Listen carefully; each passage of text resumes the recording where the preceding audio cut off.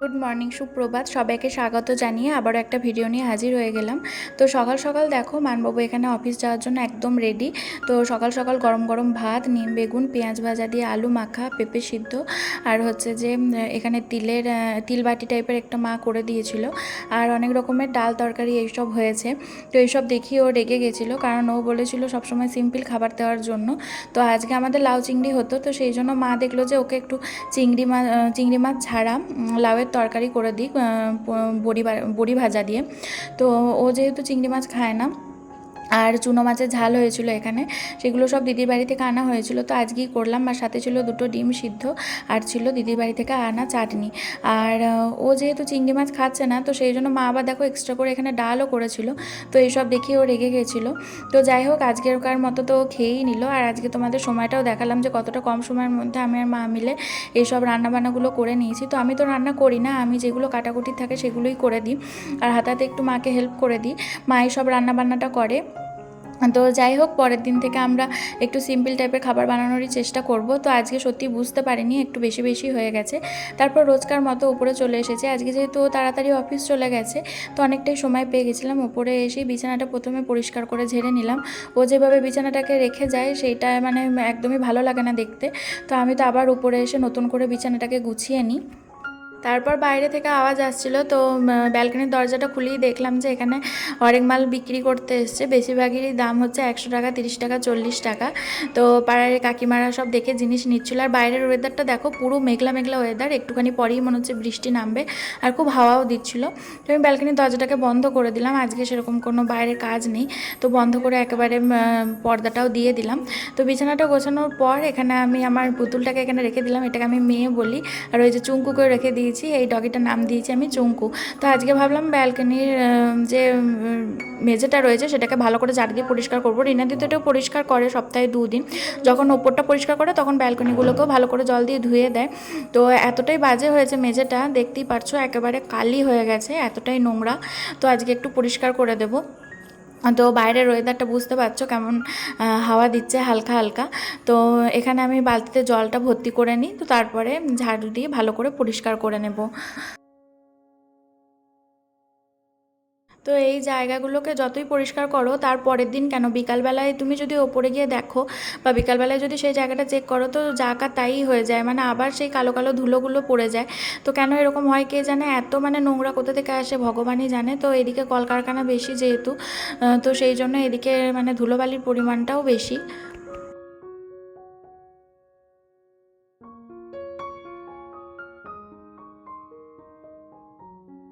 তো এই প্রথমবার নারকেল ঝাড়ু দিয়ে আর কি ঝাড় দিচ্ছি, আগে কোনো দিন দিইনি। হ্যাঁ, একবার দিয়েছিলাম, আমাদেরই ওপরে যখন বাথরুমটা একবার ক্লিন করেছিলাম আমি, তখন তো এই নারকেল ঝাড়ু দিয়ে ভালো করে মেঝেটাকে আমি পরিষ্কার করার চেষ্টা করেছিলাম। তো পরিষ্কারও হয়েছিল, তো সেটা আমি তোমাদের সাথে শেয়ার করিনি, আর করতে ভুলেও গেছিলাম। তো যাই হোক, আজকেও নারকেল ঝাড়ু দিয়ে যখন পরিষ্কার করছিলাম, হাতটা খুব লাগছিল, আসলে অভ্যাস নেই তো। তো মগে করে জল নিয়ে যতটা হচ্ছে ধুয়ে দিচ্ছি, আর যেগুলো আর কি, যে ধুলোগুলো দেখছি ভালো করে মেঝের মধ্যে একেবারে বসে গেছে, তো সেগুলোকেও একেবারে মানে জোর দিয়ে দিয়ে গায়ের জোর দিয়ে দিয়ে ঝাড় দিয়ে তোলার চেষ্টা করছি। তো আমি তো ওই ধারগুলোকে ধুইনি, মানে ব্যালকনির ওই সাইডগুলোকে ধুইনি, আমি শুধু মেঝেটাই পরিষ্কার করেছিলাম, কারণ এতটাই নোংরা ছিল। তো মা আর কি আমাকে বলতে ভুলে গেছিলো যে আজকে রিনা দিয়ে ওপরটা পরিষ্কার করবে। তো আমি আগে থেকে জানলে আর এইখানটা পরিষ্কার করতাম না, কারণ বিকালবেলাতেই পরিষ্কার করবে রিনাদি। তো আমি মানা করে দিয়েছিলাম, দুপুরে যখন এসেছিলো রিনাদি, আমি বললাম যে ওখানটা ব্যালকনিটাকে ধোয়ার দরকার নেই, আমি ভালো করে ধুয়ে ঝাড় দিয়ে দিয়েছি। তো দেখো কতটা মানে নোংরা, মানে এই ব্যালকনি থেকে বেরিয়েছে, দেখো কতটা ধুলোবালি, কতটা নোংরা রয়েছে এখানে জমে।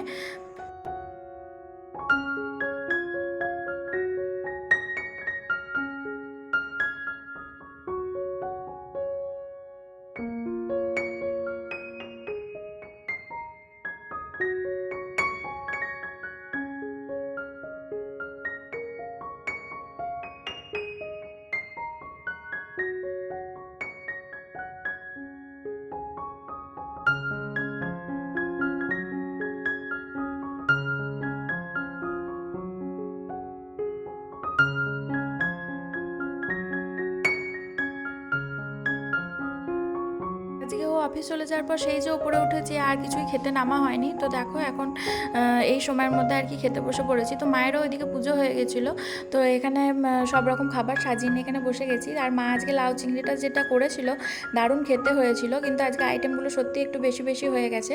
তো চুনো মাছের ঝাল আর লাউ চিংড়িটা দিয়ে ভাতটা খেতে দারুণ লাগলো, খুব টেস্ট হয়েছিল খেতে।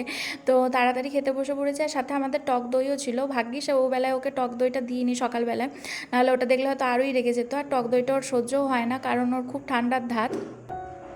তো তারপরেই রিঙ্কুদি এসেছিলো। তো রিঙ্কুদি হচ্ছে যে আমাদের এখানে পাড়াতেই বাড়ি। তো এই দিদি খুব সুন্দর ব্লাউজ চুড়িদার এইসব আর কি কাটায়। তো এই প্রথমবার রিঙ্কুদির কাছে আমার দুটো ব্লাউজ পিস ছিল, তো সেই দুটো কাটাতে দিয়েছিলাম। কোনো একটা শাড়ির ছিল, কোনো মানে যে কোনো দুটো শাড়ির ছিল। তো এই শাড়ি দুটো আমার এখানে আপাতত নেই, না শাড়ি দুটো আদৌ মায়ের কিনা সেটাও আমি জানি না। তো এখানে দিদিরও একটা ব্লাউজ কাটাতে দেওয়া ছিল, আমরা যে শাড়িটা দিয়েছিলাম তো সেই শাড়ির ব্লাউজটাও দিদি এখানে কাটাতে দিয়েছিল।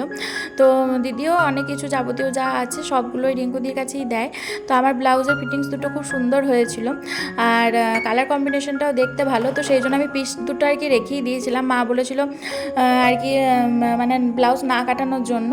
তো আমি যখন গেছিলাম দাঁড়িয়ে 2 সপ্তাহের জন্য, তো তখন একেবারে নিয়ে চলে এসেছিলাম, তো কাটাতে দিয়েছিলাম। তো পরে দেখলাম দারুণ হয়েছিল। তো তারপরে ওই খাবার দাবার খাওয়ার পর আর কিছুই খাইনি। সন্ধ্যেবেলায় ম্যাগি করেছিলাম, মাকে একটুখানি দিয়েছিলাম। তো এই ম্যাগি এখন খাবো, গরম গরম ম্যাগি করে নিয়েছি। আর আজকে না মানে এই প্রথমবার আমি ইস্ত্রি করলাম। তো আমার শাশুড়ি মাই আমাকে নিজে হাতে ধরে আর কি শিখিয়ে দিল। তো মা তো ওইদিকে রয়েছে, বুঝতেই পারছো মাই ভিডিওটা করছে। তো ইস্ত্রিটা মোটামুটি আর কি ভালোই মায়ের কাছ থেকে শিখে নিয়েছি। তো তারপরে দেখো রাতের বেলা ডিনারে ছিল গরম গরম ডিম ভাজা, লাউ চিংড়ি, আর হচ্ছে যে চুনো মাছের ঝাল। তো লাউ চিংড়ি তো আমি আর মাই নিয়েছিলাম, আর ওকেও একটুখানি দিয়েছিলাম, কারণ ও চিংড়ি মাছে অ্যালার্জি। তো ওকে কয়েক পিস মতো মা দিল যে খেয়ে দেখ। তো ও বললো যে সত্যি খুব সুন্দর হয়েছে। তো যাই হোক, তারপরের দিনে রাতের ডিনারটা একবার তোমাদের সাথে শেয়ার করছি, কারণ সারাদিন ভিডিওটা সেইভাবে করা হয়নি। আজকে রাতের ডিনারে হচ্ছে গরম গরম পোস্ত দিয়ে গোল গোল করে আলু ভাজা, তার সাথে রয়েছে পাঁপড় ভাজা। আর এখানে মা গরম গরম আতপ চালের খিচুড়ি করেছে, তার সাথে ঘরে ওই আলু আর কুমড়ো এইসব ছিল, তো ওইসব দিয়ে ভালো করে করেছে। তো খিচুড়িটা আমি মাকে বলেছিলাম একটু জল জল পাড়া করতে, তো মা জলের পরিমাণটা অতটা বুঝতে পারেনি, কিন্তু মিডিয়াম যে এই যে জিনিসটা হয়েছে এটা খেতে কিন্তু দারুণ হয়েছিল, আর খুব টেস্টিও ছিল, খুব ভালো লাগছিল খেতে। তো এই যে দেখো সবাই মিলে রাতের খাবারটা আমরা খেতে শুরু করে দিয়েছি। সাথে রয়েছে পাঁপড় ভাজা, তার সাথে রয়েছে গোল গোল করে আলু ভাজা। তো খিচুড়িটা শুধুই এত ভালো লাগছিলো, হ্যাঁ সাথে কিন্তু গাজরও ছিল। তো যাই হোক, তারপরের দিন থেকে আবার ভিডিওটা তোমাদের সাথে শেয়ার করছি। সকাল সকাল ঘুম থেকে উঠে এসেই চা বিস্কুট শাশুড়ি বৌমা মিলে খাওয়া দাওয়ার পর রান্নার কাজে লেগে পড়েছি জোর কদমে। তো মা এখানে দেখো বেগুন পোড়া বসিয়ে দিয়েছে, আর সাথে এখানে গরম গরম ভাত ফুটছে। আর আজকে একটু তাড়াহুড়ো হচ্ছিল, তো সেই জন্য মা মাছ ভাজার সাথে সাথে দেখো পাশে আলুগুলোকেও দিয়ে দিচ্ছে। মা বলছে যে আলুগুলোও একটুখানি মানে কষানো হয়ে যাক। তো যাই হোক, সেরমভাবে কি আর হয়, তো মাছটা ভালো করে ভাজা হয়েছিল, তো আলুগুলো তখনও মানে হয়নি ঠিকঠাক। আর আমি মাকে বললাম যে আজকে আমি বেগুন পোড়াটাকে মেখে দিই, তাড়াহুড়ো রয়েছে যখন। তো মা বেগুনের মধ্যে এখানে রসুনও দিয়ে দিয়েছিল, রসুনগুলোকে বার করে নিয়েছি। সাথে এখানে আমি কুচি করে নিয়েছি পেঁয়াজ, আর তার সাথে নিয়েছি কাঁচা লঙ্কা। তো তারপরে দেখো সকাল সকাল ওকে গরম গরম খেতে দিয়ে দিয়েছি। আজকে আমাদের নিম বেগুন হয়নি, শুধু নিম পাতা ভাজাটাই হয়েছে। তো মা মুচমুচে করে নিম পাতা ভেজে দিল, সাথে ডিম সিদ্ধ আর দুটো মাছ দিয়ে, আলু দিয়ে পটল দিয়ে মাছের ঝোলও। আর কয়েকদিন ধরেই বলছিল আলু পটল দিয়ে মাছের ঝোল খাবো, তো মাছ তো ছিলই, ও পটল এনেছিল, তো আলু পটল দিয়ে মাছের ঝোল হয়েছিল। আর টিফিনের জন্য ওর জন্য হয়েছিল গরম গরম রুটি আর ভেন্ডি আলু ভাজা। তো সেটাই আমি এখন নিয়ে নিয়েছি। আমি প্রায় আর কি রুটিটাই খাওয়ার চেষ্টা করি, আগে তো নাহলে আমি মুড়ির খুব ভক্ত ছিলাম, কিন্তু ওর যেহেতু টিফিনে হয় তো একেবারে আমিও রুটি খেয়ে নিই। তো তারপরে আজকে বলে গেছিলো যে রাতের বেলায় গরম গরম কড়াইশুঁটি কচুরি আর চিকেন কষা খাবে। তো সেই জন্য আমি কড়াইশুঁটিগুলোকে ছাড়িয়ে নিচ্ছি, ও এনেছিল বাজার থেকে, তো যে কটা এনেছিল সব কটাই ছাড়িয়ে নিচ্ছি, সব কটা দিয়েই করে দেবে মা। আর এদিকে বাড়ির সামনে দিয়ে পালং শাক যাচ্ছিলো, তো মা বললো যে একটু কিনে নাও। তো পালং শাক আর দেখো একটা ফালিপাড়া কুমড়ো নিয়ে নিয়েছি। আর তার সঙ্গে সঙ্গে আমার মটরশুঁটিগুলোও ছাড়ানো হয়ে গেছে, তো মটরশুঁটিগুলোকে ধুয়ে এখন একটুখানি জল ঝরাতে দিয়ে দেবো। আর এখানে যে ফালিপাড়া কুমড়োটা রয়েছে, এই কুমড়োটার বীজটাকে আমি ছাড়িয়ে নেব, কারণ কুমড়োর বীজটা আর যে শাঁসটা থাকে ওপরে, সেই শাঁসের এই অংশটা ছাড়িয়ে বাদ দিয়ে রেখে দিলে বেশ অনেক দিন কুমড়োটা বেশ ভালো থাকে। আর কুমড়োটা দেখে আমার ভালো লাগছিলো, তাই আমি একটুখানি নিলাম, নাহলে তো মা পালং শাক নেওয়ার জন্যই বলেছিল শুধু। তো আমি 1 আঁটি মতো পালং শাক নিলাম। তো পালং শাকটা 5 টাকা নিয়েছে, আর কুমড়োটা নিয়েছে 12 টাকা।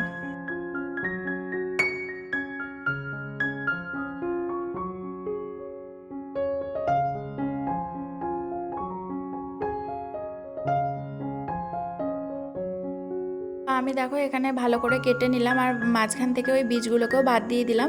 আর পালং শাকের আটিটাকেও ছাড়িয়ে নিয়ে পালং শাকটাকে ভালো করে ধুয়ে একটা ফুটো ফুটো থালার মধ্যে পালং শাকটাকেও জল ঝরাতে দিয়ে দেবো। ঘরের এই টুকটাক কাজগুলো করতে বেশ ভালোই লাগে, খুব একটা কষ্ট তো হয় না, উল্টে বরঞ্চ মানে এই কাজগুলো করে মনেরও একটা শান্তি পাওয়া যায় যে জিনিসটা আমার পরিষ্কার পরিচ্ছন্ন থাকলো, আর মানে পরিষ্কার পরিচ্ছন্ন করেই জিনিসটা আমি ফ্রিজের মধ্যে রাখতে পারলাম। তো যতটা হয় আমি করার চেষ্টা করি এখানে কাজগুলো। আর তোমাদের এখানে কোন কোন কাজগুলো আর কি আর একটু ভালো করলে মনে হয়, তো সেই কাজগুলো কিন্তু অবশ্যই কমেন্টে জানিও যে যেটা করলে আমার মানে ঠিকঠাক হবে, যেটা করলে আমি ঠিকঠাকভাবে করতে পারবো। তো সেগুলো কিন্তু অবশ্যই তোমরা কমেন্টের মাধ্যমে জানিও, তো সেগুলোকেও আমি একটু চেঞ্জ করার চেষ্টা করব বা সেই কাজটাকে আরেকটু ভালো করে করার চেষ্টা করব।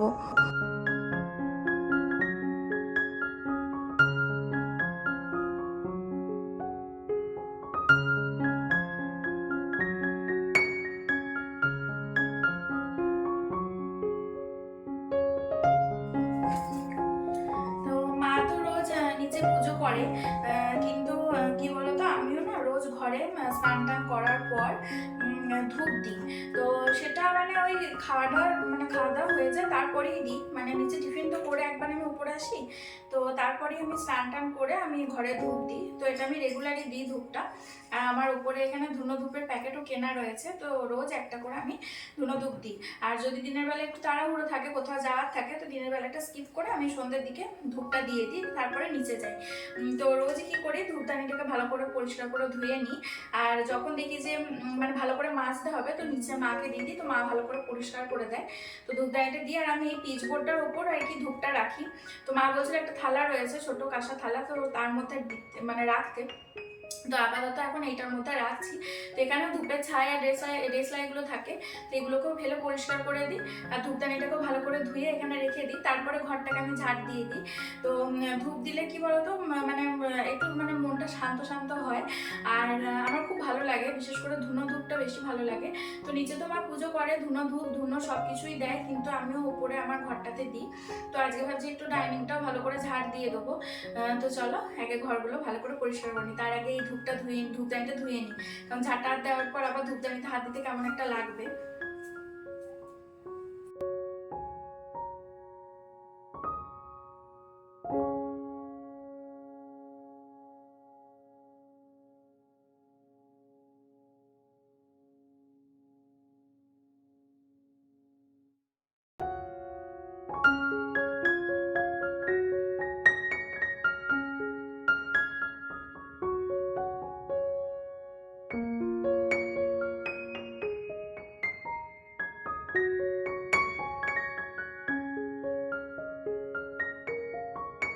তো দুদিন আগেই আমি এখানকার আয়নাটা মানে বাইরে যে বেসিনটা আছে ডাইনিংয়ের মধ্যে, সেই আয়নাটা আর বেসিনটা খুব ভালো করে পরিষ্কার করেছিলাম। তো বেসিনটা পরিষ্কার করার পরও দেখো মানে একদিন ঠিকঠাকভাবে হলো, তো তারপরেই দেখো এরকম স্পট আবার পড়ে গেছে, যেহেতু বেসিনের কালারটা অনেকটাই ডিপ, তো সেই জন্য মানে জলের স্পটগুলো বেশি ভালো করে বোঝা যায়। আর যেহেতু এখানে সকালবেলা ব্রাশ টাশগুলো করা হয়, তো সেই জন্য দেখো কীরকম নোংরা হয়ে গেছে মানে দুদিনের মধ্যে। আর আয়নাটা পরিষ্কারই রয়েছে। উল্টো দিকে দেখো বাথরুমের মধ্যে যে বেসিনটা রয়েছে, সেই বেসিনটাকেও আমি পরিষ্কার করেছিলাম, তো সেই বেসিনটা দেখছি পরিষ্কারই রয়েছে। আর আয়নাটাকেও পরিষ্কার করেছিলাম, তো আয়নাটাও ঠিকঠাকই রয়েছে।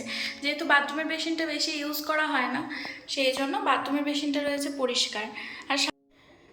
আর বাথরুমের বেসিনটা তো খুব একটা ইউজ করা হয় না, সেই জন্য দেখো পরিষ্কারই রয়েছে। আমি যতটা পরিষ্কার করা সম্ভব সেটা করেছি। তো এই যে তারপরে হালকা হালকা স্পট পড়েছে, তো ভাবছি আজকে দুটো বেসিনই আরেকবার করে ভালো করে পরিষ্কার করে দিই। তো এই যে দেখো এটা হচ্ছে ওপরের ডাইনিংয়ের বেসিনটা। তো মোট হচ্ছে যে 3টে বেসিন আছে, নিচে একটা রয়েছে সেটা বাথরুমের বাইরে রয়েছে, বাথরুমের মধ্যে নেই। আর ওপরে হচ্ছে বাথরুমের মধ্যে একটা বেসিন রয়েছে, আর ডাইনিংয়ের মধ্যে আর একটা বেসিন রয়েছে, দুটো বেসিন রয়েছে। তো দুটোকেই আমি পরিষ্কার করে দেবো আজকে। তো দুদিন আগেই পরিষ্কার করেছিলাম, তো এই যেটা বললাম আর কি, এটা একটু বেশি নোংরা হয়ে যায়। আর ডিপ কালারটার জন্য জলের স্পটগুলোও বেশি মানে বোঝা যায়। তো যতটা হয় আমি পরিষ্কার করে দিই। আর বেসিনগুলো মাঝে মধ্যেই পরিষ্কার করি। আয়নাটা কিছুদিন আগে মানে ওই 2 দিন আগেই পরিষ্কার করেছিলাম, যেদিন বেসিন পরিষ্কার করি। তো আয়নাটা আর পরিষ্কার করতে হবে না খুব একটা। আর এদিকে যে সাইডের টাওয়ালটা রয়েছে সেটাও মা 2 দিন আগে কেচে দিয়েছিল, তো ওটার বদলে আর একটা অন্য টাওয়াল দিয়ে দিয়েছে। তো আমি আর ওই বেশিরভাগ বেসিনটা ইউজ করি, আর দিদি জামাইবাবু যখন আসে তখন ইউজ করে। তো উপরের জিনিসগুলো খুব একটা বেশি ইউজ হয় না, শুধু বাথরুমটাই বেশি ইউজ হয়। তো আমি যতটা হয় পরিষ্কার করার চেষ্টা করি। তো এই যে দেখো, জল দিয়ে পরিষ্কার করার পরও না সঙ্গে সঙ্গে যে জলটা দিয়ে পরিষ্কার করছি সেই জলের স্পটটাও দেখছি বেসিনের মধ্যে পড়ে যাচ্ছে। তো এই জন্য এইটাকে মানে সপ্তাহে 3 দিন কি 4 দিন আমি পরিষ্কার রাখার চেষ্টা করি। তো ওপরে কি বলতো, সবই আর কি একটা সেট রয়েছে, মানে ওপেন কিচেন রয়েছে, বাথরুম রয়েছে, দুটো রুম রয়েছে, ডাইনিং রয়েছে, সবই রয়েছে। আমাদের বেডরুম আর বাথরুমটা ছাড়া আর কোনোটা ইউজ করা হয় না। তো ওই যে বেসিনটা রয়েছে, মানে ওপেন কিচেনের যে সিঙ্কটা রয়েছে, সরি বলতে ভুল হলো, তো সিঙ্কটাও আজকে ভালো করে পরিষ্কার করে দিলাম। ধূপে ছাইগুলো আমি ফেলি আর কি। তো ওপরে সিঙ্কটা যেহেতু ইউজ হয়নি, তো ওপরে সিঙ্কেই আমি ফেলে দিই ধূপে ছাইটা। তো ভালো করে পরিষ্কার করে দিলাম। তো ভিডিওটাও শ্যুট করেছিলাম, কিন্তু ভিডিওটা কোনো কারণে না কিছু একটা প্রবলেমের জন্য ভিডিওটার মানে আমি এখানে দিতে পারলাম না, শেয়ার করতে পারলাম না, মানে স্টপ হয়ে রয়েছে। তো কি প্রবলেম হয়েছে বুঝতে পারলাম না। তো 3টে বেসিন আর 2টো বেসিন আর একটা সিঙ্ক ভালো করে পরিষ্কার করার পর আজকে ডাইনিংটাও ভালো করে ঝাড় দিয়ে দিলাম। তো রিনাদি তো সপ্তাহে 2 দিন আর কি মুছে দেয়, তো আমি মাঝে মধ্যেই আর কি ডাইনিংটা আর ব্যালকনিটা ঝাড় দিয়ে দিই। আর আমার বেডরুমটার ওই ছোটো ব্যালকনিটা তো আমি ডেলি ঝাড় দিই। তো আজকে ভাবলাম তোমাদের সাথে এটাও শেয়ার করি যে ডাইনিং প্লেসটাও আমি মাঝে মধ্যে আর কি পরিষ্কার রাখার চেষ্টা করি। আর ওই সাইডের যে বেডরুমটা আছে সেটা তো বন্ধই থাকে, সেটা ইউজও হয় না। আর ডাইনিংটাও সেরকম ইউজ হয় না, ডাইনিং প্লেসটা। তো তাও আমি মাঝে মধ্যে ঝাড় দিয়ে পরিষ্কার রাখার চেষ্টা করি। সিঁড়িগুলো আর আমি ঝাঁট দিলাম না, তো ওই জায়গাটা থেকে আমি যেটুকু নোংরা রয়েছে সেগুলোকে টেনে নিয়ে চলে এলাম। এটা একবারে বড় ব্যালকনির দিকে নিয়ে চলে যাব। তো যেদিন রিনাদি ধোবে সেই দিনকে ধুলোবালিগুলো একেবারে চলে যাবে। যখনই পরিষ্কার করি তখনই দেখি যে কালো কালো মানে